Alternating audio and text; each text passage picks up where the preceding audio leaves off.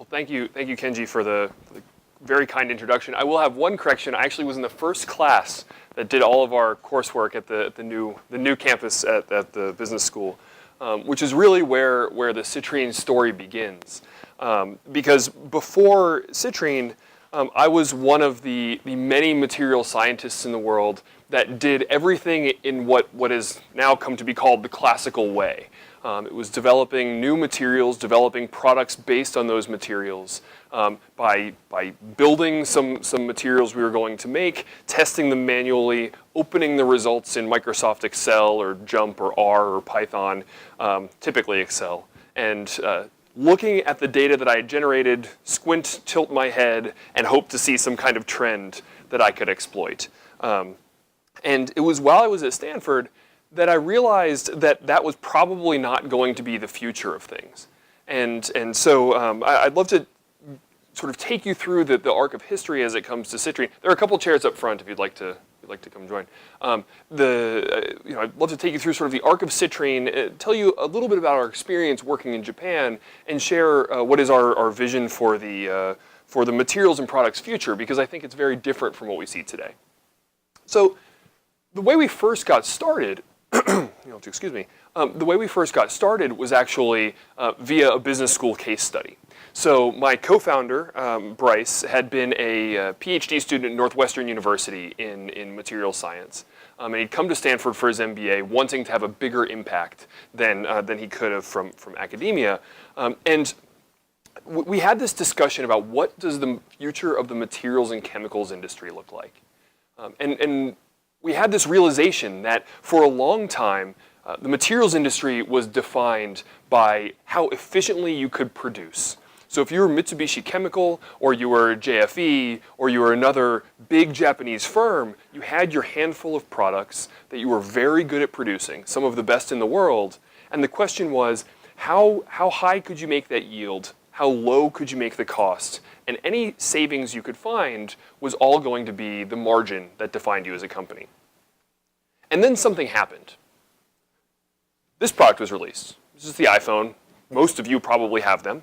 And what you probably already know is that the glass on the front of the iPhone is a very special glass. Steve Jobs sort of found it from the vaults of Corning's history, and it's Corning's Gorilla Glass. It's a super advanced product, very tailored to device screens. So it's a really good product.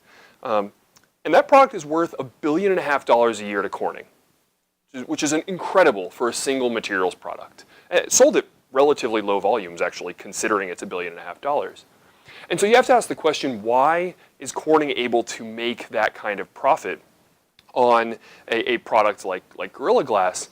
And the answer is that they were the ones to develop the advanced material first that was then able to enable a new product which could then dominate a market. The material is what enabled the product. And so the question for Corning, and for so many materials companies now, is not any longer how efficiently can you make the material you produce. That is table stakes. You will not survive if you can't do that. But to be the best materials companies in the world, the question is, how fast can they move?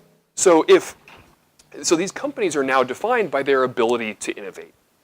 And that really changes a lot about how we think about this old, stodgy industry. If you look at the materials companies that have been around, most are more than 100 years old, or about 100 years old, which is incredible. And it's true as much in Europe as it is in the US, as it is in Japan and the rest of Asia.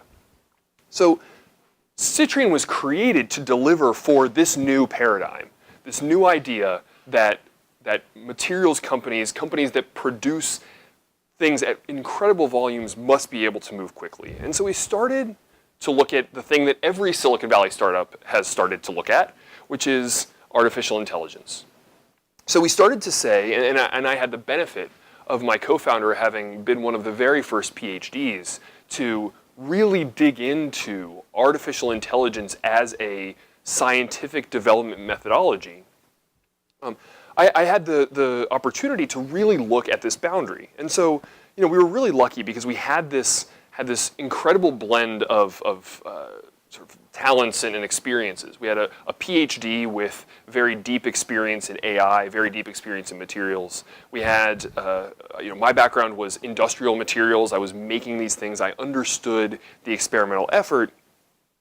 And we also had the support because of the Stanford community, of many others. So we were able to gain, via some of my classes, the support of Eric Schmidt from Google and the support of many of our professors who are true sort of thought leaders in their space. And so it put us in this incredible position to really start doing kind of almost academic case studies. We weren't thinking about starting a company yet. We were just thinking about how is this technology going to affect this industry that touches every one of us so often. And so we started to think about how you might use AI. And then we realized you kind of can't, because AI relies on one thing: data. So if you are Google and you think about big data, how many people have heard of TensorFlow? Okay, so this big, incredible algorithm that won AlphaGo or was related to the AlphaGo win via DeepMind. All these sorts of incredible machine learning techniques that have been brought together rely on billions of examples of data. And the reality is materials doesn't have that. And there are a lot of reasons, but first is that materials are what we like to say, analog in a digital world. In my office, I have a bookcase that's about the size of this thing behind me, filled with textbooks. And these textbooks are the canon of the materials industry. They are the things that hold all of the materials and chemicals data that we rely on, or maybe not all of it, but much of it. And the way that people use them today is they walk up to a shelf and they flip to the right page and they select the material they want. Or they open a PDF on their computer and they scroll through it and they find the thing they want. Unfortunately, to a machine learning system, this isn't super valuable, right? Machine learning is good, but it doesn't really read pages yet. And even when it does, it's not really very good at understanding them. And in fact, I would argue that most humans aren't either, but maybe that's a story for another day. But not just that, but these data, even when they're digital, are kind of terrible to work with, right? So even if you find these data files within a company, they're kind of bound up in a way, they're in separate formats, they're scattered all over. I can't tell you how many people have told me that their data is on a USB stick in the drawer of their desk, which is obviously not a normal or a good data management policy. But so we realized that for AI to be useful in the materials industry, in the product development industry broadly, we had to bring the data together in a rational way. And in no place is this more relevant than Japan, because one of the things we've seen is that Japan has the advantage and the disadvantage of enormous companies. Right? Japan has companies of a scale that almost no other country has ever seen. And so, and I'll talk about the advantages and disadvantages of that in a little bit. But the reality is both sides of the equation are seen in spades by Japanese companies. So, and what's interesting is I was actually talking to, so you may say, well, this is an interesting example, but what, do you actually have examples of this? And I was talking to a US-based company, one of the best in the world at managing their data, sort of legendary for managing their data. And I was talking on the phone to one of their product engineers, and I said, how do you manage this information today? How do you get this to your customers? And he said, well, I have one of my scientists open Microsoft Word, and I open an old file, and I edit the values, and I export it to a PDF, and I email it to webmaster@thiscompany.com. And then they post it on the website. This is complete insanity. Nobody wants that. Nobody is designing a plane from a PDF. But to have that be the way you transmit information, it makes it very challenging to do these sorts of analyses. So, getting data in one place was kind of a key step for us. It was something we really needed to think about. And so we said, well, let's put that aside for a moment. What will we, if that problem were solved, what would we do? Well, I might add, by the way, materials is not a very big data space. So even if you take all of the data in the world, say alloys, so metal alloys used everything from cars to planes to the very back of this phone, there are about 10,000 alloys of these types that have ever been measured. You can argue how many it is, but it is not 100,000, and it's definitely more than 5,000 or 7,000. This is a number that if you ask Google to do machine learning on, they would probably shake their head and say you're insane. So we said, well, even if you were to get this data together, how would you use it? So we once again relied on Stanford.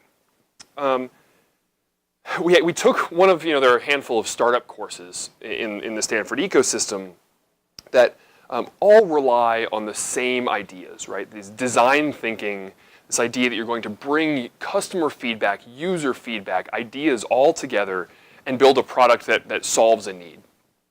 And so we did that. We went and spoke to 100 different people at different companies. And these companies were largely US-based, but the ones you'd think of. Applied Materials, Dow, DuPont, Corning, Alcoa, 3M, the big materials companies. And then the big companies that rely on materials. So Apple, Samsung, Boeing, Airbus. Big companies that need these really advanced products with really high performance materials associated with them. And we realized two key things. The first was that these companies are enormous. And I say that not as sort of a trite, obvious takeaway, but as sort of a culture, they're enormous. If you think about the world's largest companies that do manufacturing, especially ones in Japan, they succeed because they're able to deploy capital very efficiently. And to deploy capital efficiency for manufacturing, you have to have a lot of it. And to have a lot of it, you're going to be a big company. And so when we start looking at these companies, it means you have a lot of different people doing different things that are related. And so a big challenge for the companies we work with is that they exist in silos, not because of some sort of political infighting, but because it's simply too difficult to get 30,000 people to all talk to one another. You just can't do that. So that's the first thing, is that there are these silos that exist, and connecting across them can be very challenging. The second is that when somebody goes to develop a new product or new material, what they do is they attach themselves to what is typically called confirmation bias, which is when they start on a process and they start developing this new thing. So they say, I want to develop a new material that has these properties, and I'm going to test and test and test and test. And every time I test, I'm going to learn something new, and I'm going to achieve the thing that I'm trying to achieve.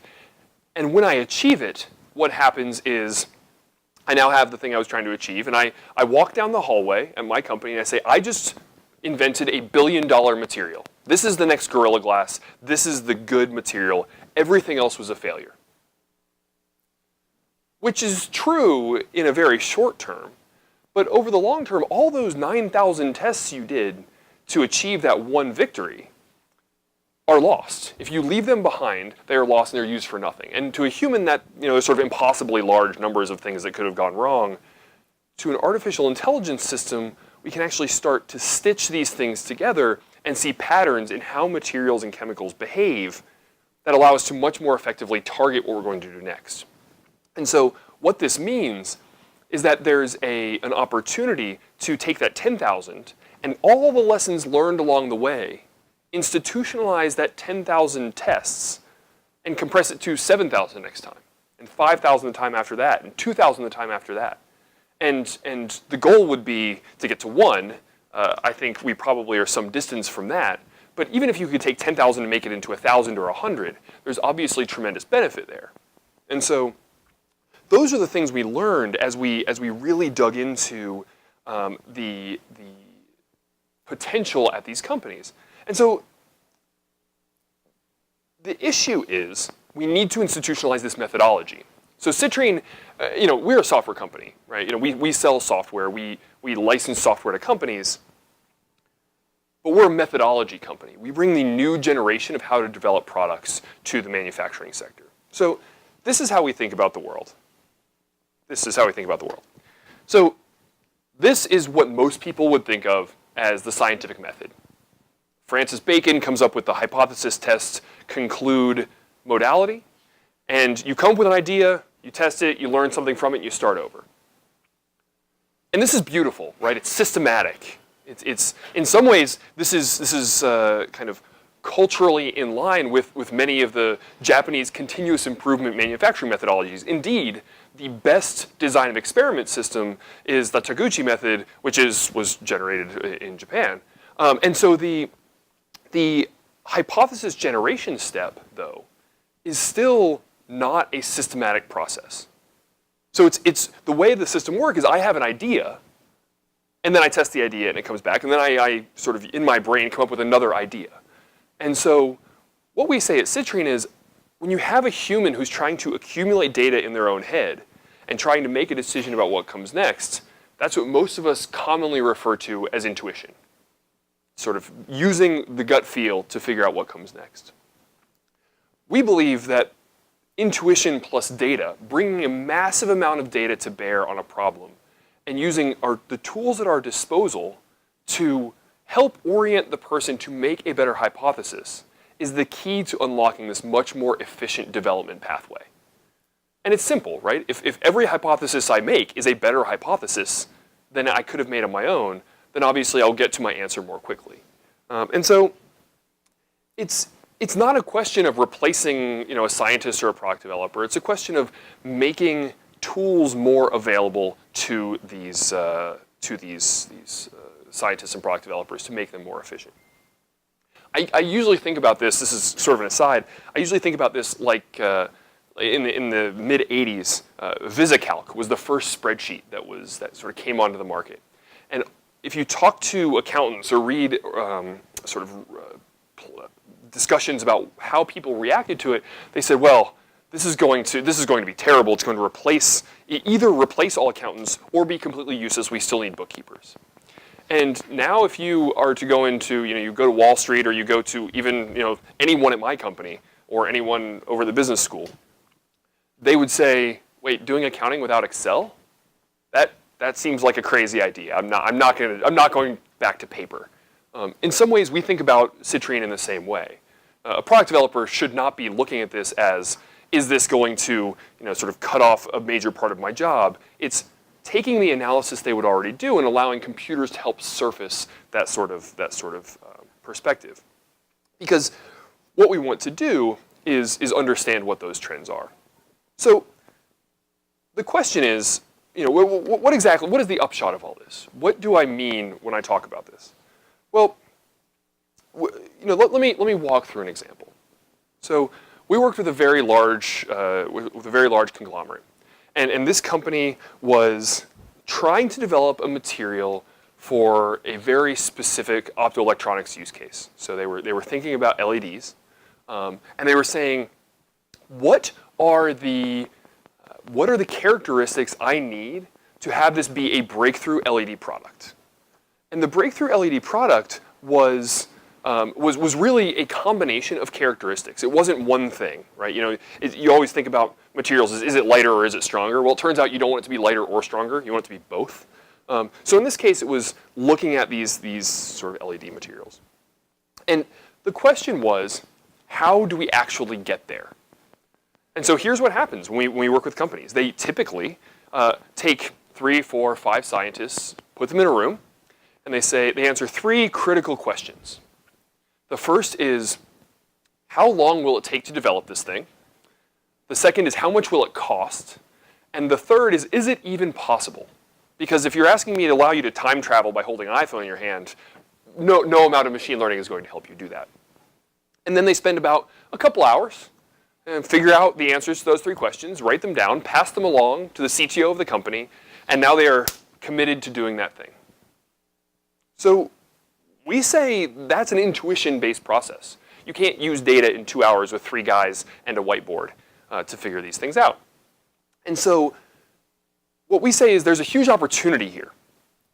Let's lay out the characteristics we have. A lot of times when you're looking at new product development, say you're looking at an aircraft wing, you're looking for strength and lightness and corrosion resistance and temperature stability and ability to get hit by a bird as you're flying along. And all these things have to be true. There are typically 30 or 40 different things. And so what we ask is lay those out very specifically. And let's use data to help guide to that point. Let's use machine learning to identify the trends in the data to help us bin what materials and what product, what material configurations, what processing, what manufacturing will allow us to hit each of those targets. And the key that sort of brings all these things together is that instead of trying to hit the one material that's going to do this thing, that has been the promise of material science for so long, right? You have this idea that you're going to identify using some kind of physical theory the thing in the first shot that it's going to work. We say, well, it's probably not. You're probably not going to just guess what material you want to work. But what we can do is we can take that 3-year time scale or 5-year time scale of developing these new high-performance materials and bring that down to a year or 6 months by bringing the data to bear and allowing you to iterate through that hypothesis test iterate process. And the beautiful part is every time you do that test, you're exposing more data to the machine learning system. You're exposing more data into the AI system, which allows it to learn just as if it were a human, the perfect lab assistant that remembers everything and has zero bias, which is, of course, what we all like to think of ourselves as product developers and scientists, but something that doesn't typically happen. And so we always want to get to this sort of end point of getting these materials into the market so you can design that next generation iPhone. You know, Apple just launched, I don't know, 5 new products today, this morning. They launched new computers and all kinds of things. And yet again, they're talking about their advances in materials being the enabler. Different glasses, higher performance processors because of the material they can make the processors out of. And so that sort of innovation is what we hope to propel. Now, one question we always get is, does Citrine do sort of this, are we sort of a materials company? And the answer is no, not really. We are a software company. And so this is where I think we turn the corner to where Silicon Valley sits somewhat differently than how a lot of people have thought about these things in the past. So there have been companies that have come before us that have done high-speed materials development, high-speed product development, highly consultative efforts in the materials space. And we are completely different for a lot of reasons. We're just really good at the AI side of things. But more importantly, we have a fundamentally different business model than anything that's come before. And that's because what we see is that most companies that have come before say, I'm going to help you invent this new product and create this new opportunity. And in return, I want 2% of your sales on that product, which is immediately putting you as a company at odds with the company you're working with. Because it means if I help you succeed, then you immediately want to deny that I helped you succeed because you don't want to give away the 2% or whatever the royalty is that we work with. And so rather than approaching it that way, Citrine says, we want you to be happy that you succeeded. We want you to give credit to Citrine. And we want you to use our system more and more and more to drive all of your endeavors. And so we just sell software. We are Salesforce or Gmail. All we care about is that we are able to propel you forward and we continuously provide more value. And so it's interesting because we're the first Silicon Valley SaaS software company to enter this space.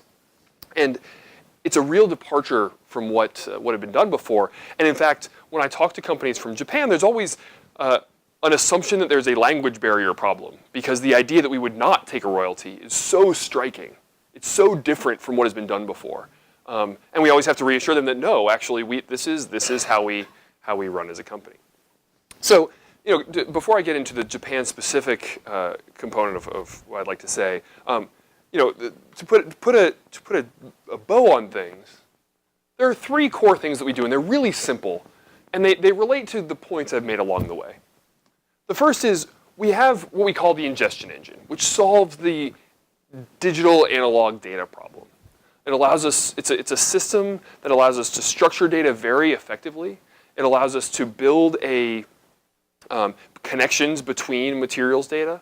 And it allows us to pull things from technical reports within companies. It allows us to pull things from peer-reviewed literature. It allows us to pull things from those digital files that sit on the USB sticks in people's desk drawers.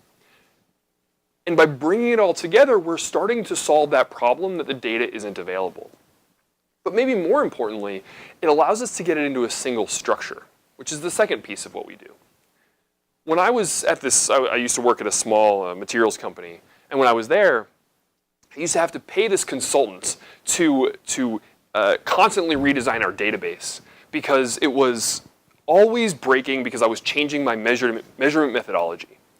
And so we actually build data infrastructure in concert with materials companies that they can't break. It's completely flexible and allows us to bring all these different types of data together. So if you're trying to do 3D printing of metals, or you're trying to make, plastic sheets, or you're trying to make glass for a windscreen, anything you want, we are able to bring it in and understand it at a data level. Which finally lets us do the thing that we always love to talk about, but it's really just is driven by these other two, which is artificial intelligence. We're able to couple the laws of physics. We're able to program in things that we know to be true about materials and chemicals. We're able to program in the data that comes from this database. And we use artificial intelligence as the connection between those two data sources, so that we don't rely on the relatively small data of the materials industry alone.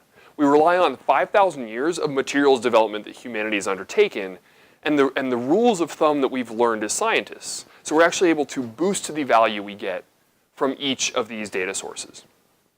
So these three pieces are the Citrine approach to materials and product development. And as we think about the next generation of products that are crazy shapes and 3D printed and lightweight and high performance and all those things you see coming out of the likes of Autodesk and others, materials are going to be a critical component to that, and we're able to do things in that design process that have heretofore been completely unavailable to anyone. The idea of complex active materials in design is something that hasn't been available before. So, interestingly, this is a story that I tell to U.S. companies. This is a story I'm starting to tell to European companies. But interestingly, Japan has been one of our earliest, most successful markets. And I think there are a couple of reasons for that. The first is there's a big cultural step that, or a big cultural phenomenon in Japan, from what I understand. And maybe all of you will disagree with me. You're probably all more. I'm slowly starting to understand Japan as I do more work with companies in Japan. But in 2015, there was started the Japan version of what we in the US called the Materials Genome Initiative, which was the idea that the American economy in 2011 was really sort of propelled forward by advanced materials and chemicals, and Japan, some of the largest and best materials and chemicals companies in the world are in Japan. And the government of Japan realized that to stay ahead of a growing Chinese presence in advanced materials and a growing Korean presence in advanced materials, that they had to do something to continue to propel forward ahead of those economies. And so they launched this program called MI2, which is Materials Informatics, that is supposed to push forward this effort. Well, you might say this existed in the US in 2011, and you would be right. But here's the difference.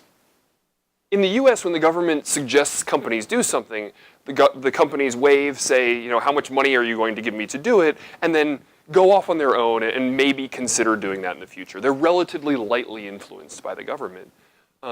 We've been lucky enough to be involved since the beginning with the discussion in Japan, and what's been clear is that there's definitely a look to government leadership and technical leadership from various sectors within the government, whether it's NIMS or MEDI or many others, that these companies listen to directionally about what technologies they should consider. And so we've sort of been caught up in this opportunity that many companies are now at least very seriously considering this materials informatics approach, which is what we do.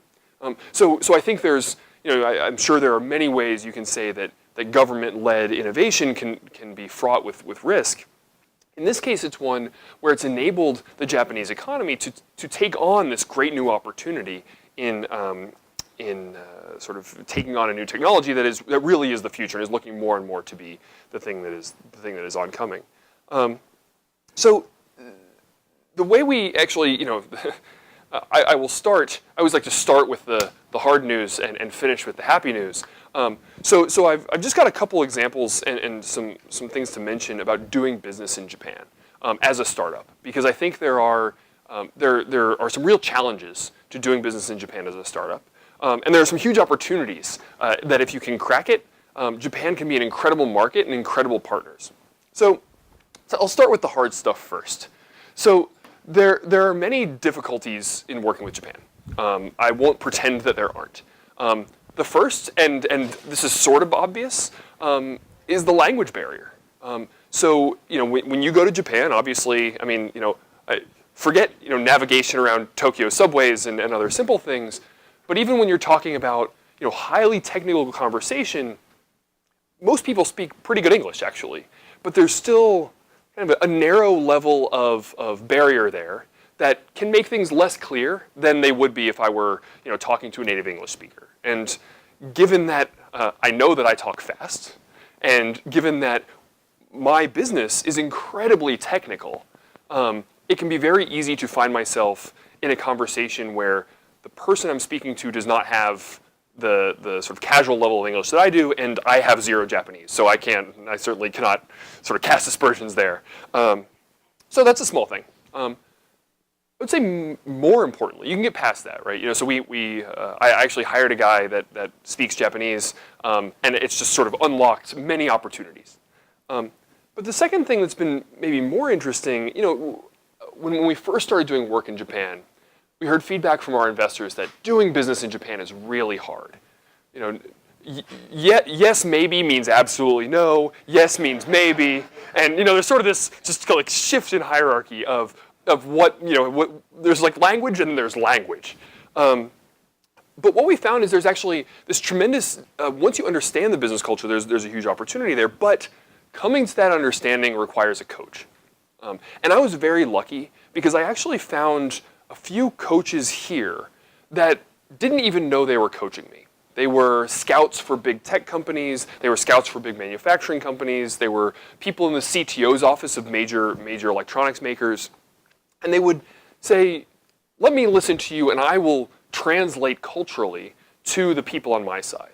And so I don't know how many people are familiar with the various selling methodologies. Finding a champion is always really important in the US. I would say finding a coach is really important in going to Japan.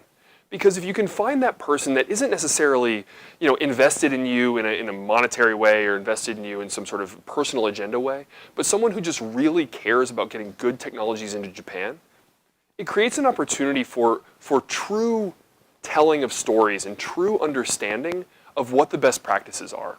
Because it is much more complicated than really any American can understand. And frankly, I don't even claim to understand it fully. I simply know a few things to stay away from and a few things to do. And that has kind of been, until I hired the guy who actually lived in Japan, and then it was fine. The last piece is, and I think this is sort of illuminated by Kenji's article from several months ago, limited experience working with startups. So startups live and die on a 1 week or 1 month time scale. So things that I'm doing today are very, very, very important because I only have 12 months, 18 months, 24 months to live. I could go out of business anytime. And it's very key that we have a sort of an open conversation with our Japanese customers about, I cannot do a 24-month negotiation. I really can't even do a 12-month negotiation. We've got to be talking 3 months, scope of project, scope of POC, scope of deployment, and we need to move on. And most Japanese companies are not really used to doing that, right? As far as I can tell, there is not a single decision that is made in less than 3 months in Japan. And so it means that kind of identifying the people that can make a decision, can build consensus quickly, and can actually execute some sort of formal interaction on a short time scale is really important. And if, as a startup, if you can't find those people, you should really stay away because it can eat a lot of time and it can lead to a lot of danger for your company. However, the reverse of all of these is sort of the lesson to large companies in Japan. If you can identify people that speak English and really understand American culture, if you can find people that understand the needs of startups in the American business culture, and if you can find people that are willing to work on that boundary, then it's a huge opportunity because American companies do want to tap into a really advanced market. And I can always tell when, like, whether sort of how aware of American business culture and Silicon Valley business culture someone is by what they wear to the first meeting with me. If somebody comes in a full suit with a tie and shiny shoes and everything, I know that I've got to be on sort of like full-on formal business mode. And if somebody comes in with like a little bit disheveled or no jacket, that's when I know, okay, they at least have a sense of kind of what are the things, what is the culture of this place? This place is much more casual than when I go full suit for my Japan visits. So this is the sort of threatening side of, I took this picture in Washington, D.C. They've got a whole Japanese art exhibit. So I thought it was appropriate for the challenges of working with Japan. But there's also a beautiful side to Japan when it comes to business. There's a culture in Japan of respect and trust that I've never seen in the US. There's a true sort of understanding of one another and a desire to connect. And that's been really, really powerful because while I think there are always opportunities for business deals to go sideways and for things to have problems, I have had an opportunity to work with people that I've generated an incredible degree of trust with, even in a small number of interactions, because we've been very honest with each other and very straightforward. And that's, to a startup, it means that if you can get past that yes means no and no means, or super yes means maybe kind of attitude, there's really there's really an opportunity for very clear sharing of goals. The second thing, and this is maybe the most important, sort of buried in here, is there are really strong social networks in Japan. So we've, if you ask, Greg, how did you build a business in Japan? How did you start to create customers? I would, of course my answer is, well, we had this strategy. And the strategy was, we're going to go in and identify a few forward thinkers and, kind of penetrate the market from there. And the real answer is we found one person and one company that could really trust us and work with us well, and did everything we could to do a great job for that person, and delivered a really good product and delivered on our promise and more. And then the word just started to spread. I started to get calls from new people. I started to get calls from people I'd never heard of before. I started to get introductions out of nowhere. And I realized that Japan is not a huge place. And within these small industries, small people-wise, everyone knows each other. And so there are these networks of people that if you can really build a sense of trust with one or two or three, you can start to create an opportunity as a startup. Because I am able to deliver in a way that a big company can't. I can be personal in a way that a big company can't. And that's a really powerful thing in a place like Japan that's based so much on trust. And then beyond that, the technology adoption, we've seen it move in waves, and that kind of gets to the point of the MI2 efforts from the government.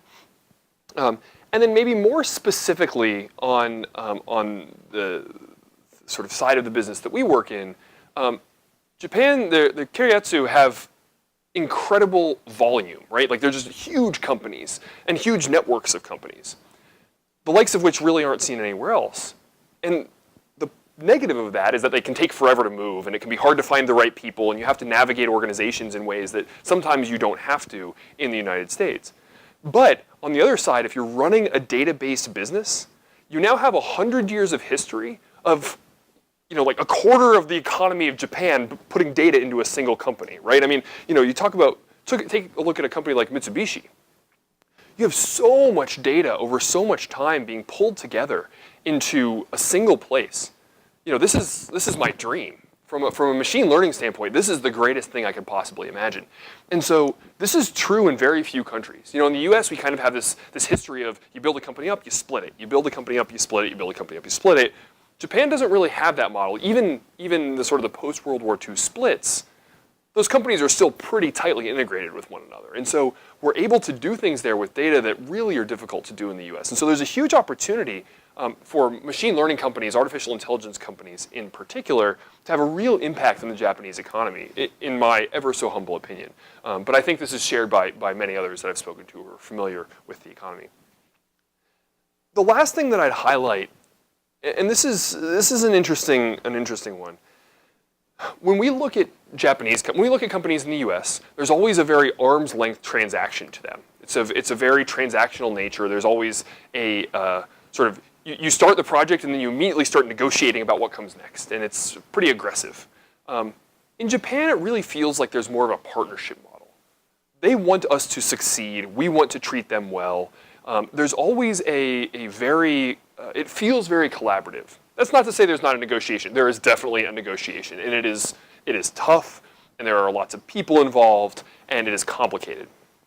But at the end of the day, everyone seems to feel very positively about trying to build on the trust that we've generated to begin with and actually create a partnership that creates value for everybody. Because as a start, and this is important, because as a startup, if you look at it as, company A and company B are fighting over one pie and somebody's getting more and somebody's getting less, the startup will always get less. Startups have relatively little negotiating power in terms of traditional negotiating power. They bring good technology, they bring a lot of agility, but when it comes to sort of the negotiations around these sorts of programs, if you can find a collaborative means to reaching that end, you can actually create a lot of value for both companies. And that's how a startup succeeds, is by creating value that was not available to someone before. And so as we think about the sort of doing business in Japan, I always think of them as partners. And it's led to this sort of self-growing interactions where our contracts get bigger and bigger and our interactions get more and more potent, and our deals get sort of spread more broadly and more broadly. So that is sort of, I'll come to an end here. I've really, just as sort of an aside, people always ask me if I'm, what I think the future of citrine is, what I think the future of the materials industry is, and what I think of doing business in Japan as an American company. And I have to say, when I started Citrine and we had our first sort of contact with Japan, it was always we always had this reluctance. Like, it's really far away. They don't speak English. I've never been to Japan. All of these sorts of barriers that we could easily throw up. And what we found is by finding the right coach, by finding the right companies to work with, and by establishing a reputation as a company that can be a good actor, a trustworthy partner, has led to a place that I really love to do business. And so, if I had sort of the advice to give to startups, it would be those things, because, it's a wonderful place to do business. We felt very positively, and we are thankful to Japan for helping us succeed so far, and hopefully for many years in the future. So thank you very much for your time. I hope you enjoyed.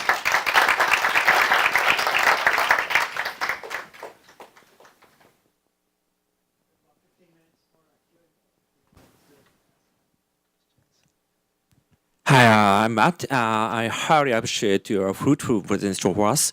And I work for ANA, which is an airline in Japan. And we already started one machine learning project internally. And my question is regarding the resources. So I wonder, we don't have the data scientists in my company. So do you have any idea how can we train the people to be the data scientists? Or do you have any idea to have the relationship with some company to train our company to self by the data scientists? So my question is resources about that. Sure. So there are two ways to think about data science. The first is if you think about data science as a sort of programming effort, sort of the PhDs in data science. That's I think those people are highly theoretical. They're applied mathematicians. They're geniuses of the highest degree in many cases. That's one sort of angle. But most companies don't need a lot of those people. They're just like you don't need a PhD in computer science for a lot of things. There's sort of the second group of people, which is people who understand how to structure data, which is a huge part of what we do, how to identify the right tools, and how to sort of use those tools in a practical way to impact business results. And bringing data science, so finding those people is really key. And honestly, there are so many resources online about examples of how to use machine learning for vision, or how to use it for optimization, or how to use it for this or that or the other thing. That part is actually easy. If you find someone who really wants to learn that stuff, they can, easy would be the wrong word, but a lot of smart people can dig in and learn the basics. The hard part is actually going out and identifying the data and structuring it in such a way that makes it usable. And so I would suggest that finding people that are willing to go through the hard work of building data sets and structuring data sets, that's actually, for most companies, more valuable than sort of elegant machine learning thinking. And actually, I think there's sort of a traditional saying in data science, or canonical saying in data science, I guess, that is data science is 80% data and 20% sort of the beauty of machine learning. It's really about getting that data into a good structure.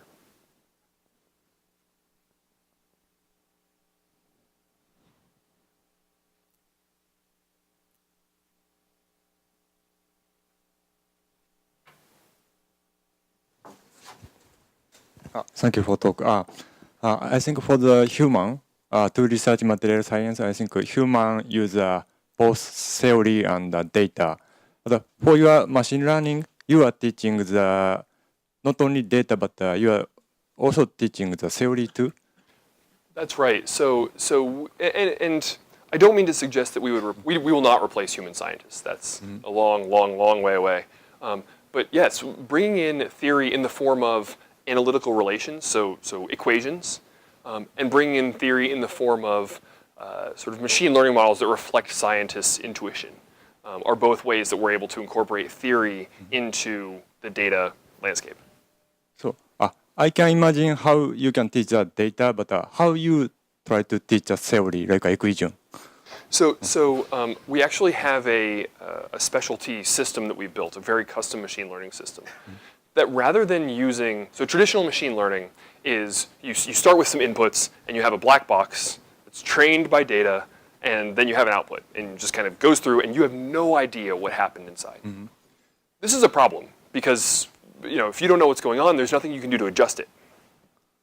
What we say is we can build this graph. We can build many hundreds of little machine learning models that only have a little bit of data in them each. But they also don't need to just be machine learning models. They can be analytical relations. They can be these formulas. So if you say that as you add silicon to this glass, it gets more brittle, and there's an equation that governs that. Well, you shouldn't have to waste data, like data that can be used for something else, to teach the computer that this equation exists. We can just put that equation in and use that data elsewhere, because it's hard to use data many times.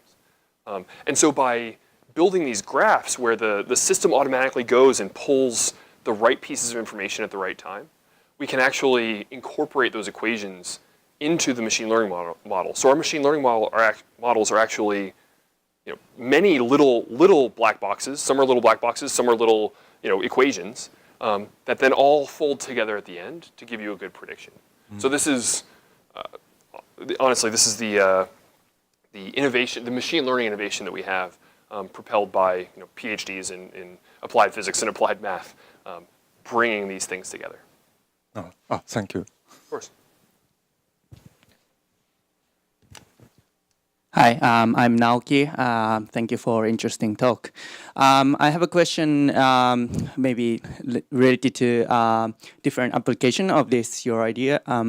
So I think biomedical data are kind of similar to what you have been doing on material science. So what do you feel any potential in the biomedical material field and other biomedical data? Of course, yeah. So I think our approach, we didn't intend our approach to be general. We intended it to be focused on chemicals and materials. And as a company, our intention is not to go into healthcare and biomedical and pharma and all these places. Our intention is to become the best in this space. It's a double-digit % of the world's economy. I'm okay with that as a market size.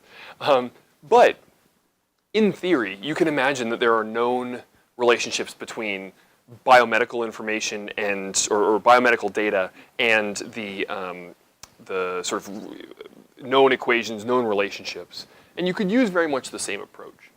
Now, biomedical is an interesting space, though, because the data is relatively systematic there. And it sort of depends on which sort of area. If you're talking about genetics data is very rich, and there's a lot of it, and it's all structured the same way. And they're very fortunate. They've got 4 things to choose from, right? Or 5, I guess. But there's these so the data is richer. So the question is, where is the trade-off between when is it useful to have those equations and when is it useful to just go with data? But yes, as an approach, our approach is broadly applicable. But you need, I would say that the lesson here is that you really need expertise in your domain. So if you told me to go use this in biomedical research, I wouldn't even know where to begin. I don't know anything about biomedical research.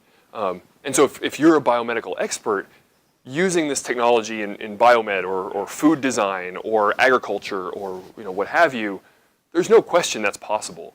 You just have to bring that combination of machine learning and your domain expertise together in a way that is complementary. Thank you. Of course.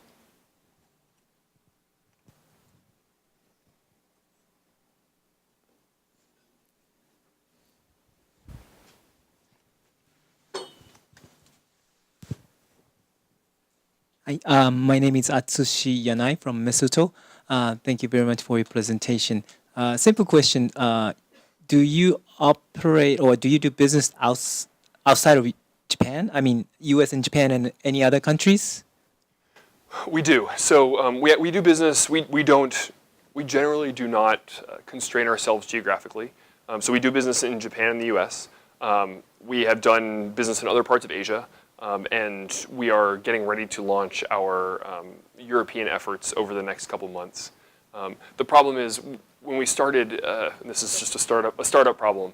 When we had 8 or 10 or 15 people, if you have customers in the U.S. and Japan and Europe, you never sleep. And so we it's been, now that we're a little larger, we can handle the full world market.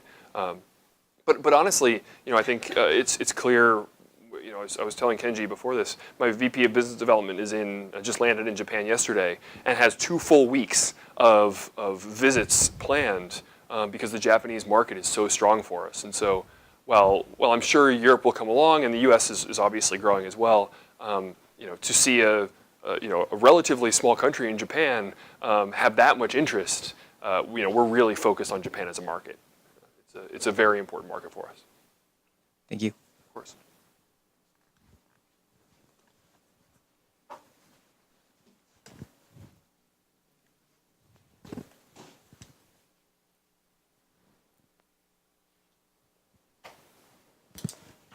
Thank you very much for your presentation. I'm Masama Maruyama, and I assume there are lots of AI startups, and AI is kind of just knowledge base.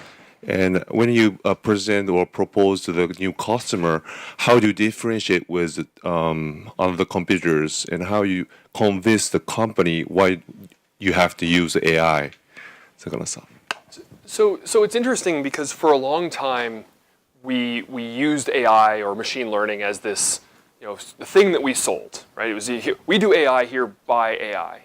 And that's still a little bit useful. You can see there are some themes of AI that run through this presentation, which is related to, I'll give a different version for selling purposes, but it's thematically the same. What companies want to buy, what customers want to buy, is a result. And so someone who says, I have an AI engine, it can do anything. First of all, they are probably lying because AI is a tool, and it's a tool that needs to be sharpened in the right direction. But it's also not a very good selling proposition to say, hey, buy this thing that has no results. So we're really focused on saying, here are the results we can provide. And what I didn't highlight here, because it's not a sales meeting, but we typically see a 50 to 70% reduction in the length of time it takes to develop a new material. And so when I go talk to a company, my answer is, when they say, well, how are you different? We have proven results that mean a 50 to 70% reduction in time to market, which is huge if you get designed into the next iPhone or what have you. So AI on its own isn't valuable. It's what do you do with it? And I think that's really how we think about things. All right. Thank you.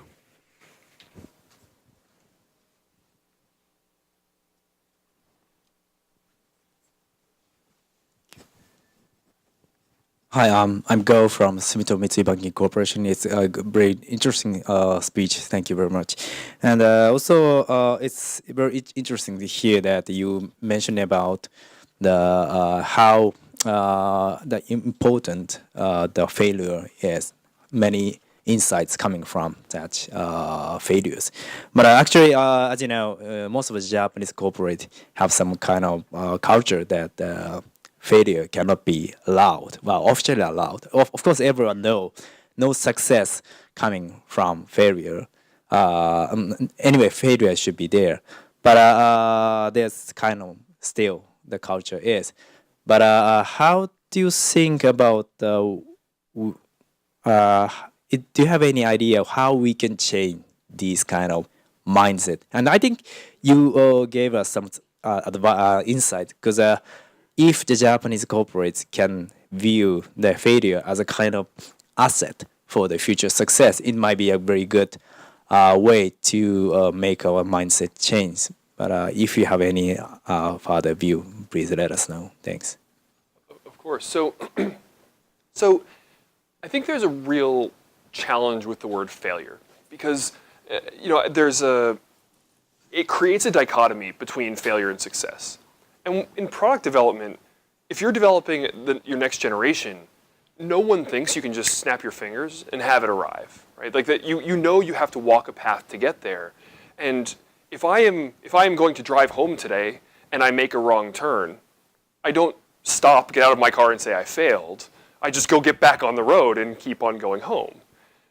And I think that's the way to look at these developments. I think even as a startup, until the day that we actually fail, which is not going to happen, as far as I'm concerned, we are just taking small course corrections along the way. And so this is how we look at the materials industry. We say, look, as you're developing something new, we don't use the word failure. That's why I always put failure in quotes. We don't look at things as failures. We look at things as building maps.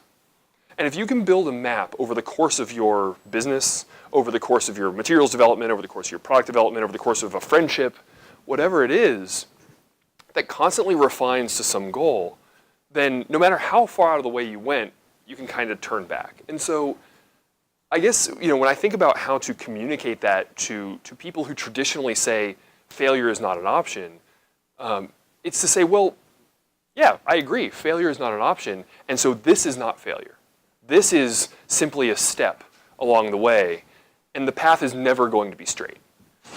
And what's interesting is, one of the reasons I think what we do resonates with Japanese companies is that it makes those failures into steps to the success, right? And so it actually creates value from those failures.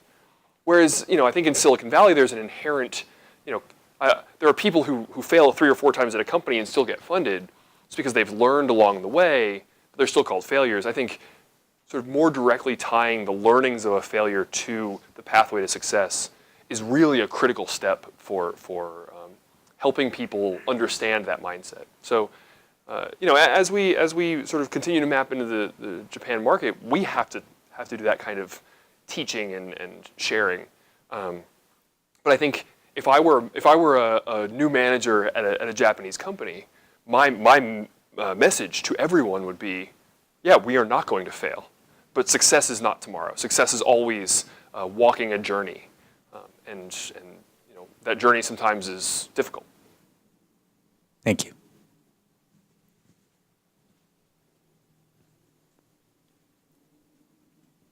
Great. Well, thank you so much.